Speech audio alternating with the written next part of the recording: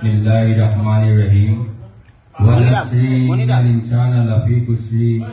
इल्लल्लज़ीना आमनु व आमिलू बिस्मिल्लाहिर्रहमानिर्रहीम कुल अऊज़ु बिरब्बिन नास मालिकिन नास इलाहिन नास मिन शर्रि वसवासिल खन्नास अल्लज़ी युवस्विसु फी सुदूरिन नास मिनल जिन्न सदक़ल्लाहु अज़ीम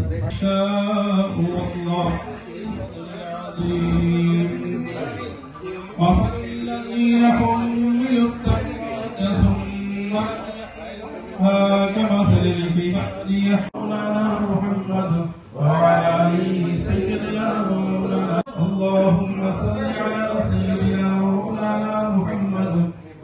وعلى آله পবিত্ৰ ৰমজান মাহ এই পবিত্ৰ ৰমজান মাহত ইছলাম ধৰ্মী লোকসকলে কঠোৰ ব্ৰত পালন কৰে যাক ৰোজা বুলি কোৱা হয় পুৱতি নিশাৰ মানে ইফতাৰ তেওঁলোকৰ চেহেৰি কৰাৰ পাছত এতিয়া ইফতাৰৰ আয়োজন কৰা হয় সূৰ্য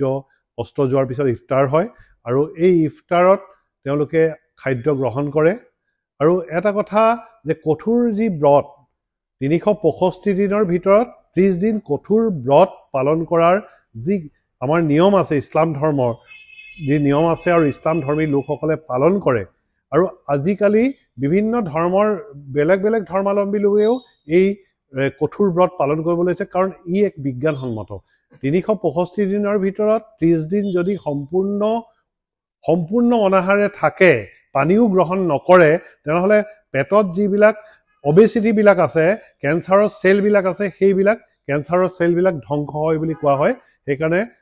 ইছলাম ধৰ্মৰ প্ৰৱৰ্তক হজৰত মুহাম্মদ ৰসুলুল্লাহ এজন বিজ্ঞানী বুলি অভিহিত কৰা হয় আৰু ইছলাম হৈছে এক বিশুদ্ধ ধৰ্ম আৰু তাৰ লগতে বিজ্ঞানসন্মত এক ধৰ্ম সেইকাৰণে আমি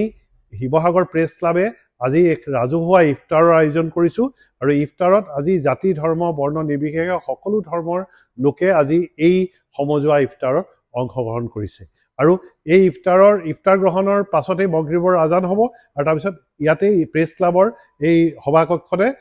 মগৰিবৰ নামাজ সম্পন্ন কৰা হ'ব ইছলাম ধৰ্মাৱলম্বী লোকসকলে যোৱা 2 মাৰ্চৰ পৰা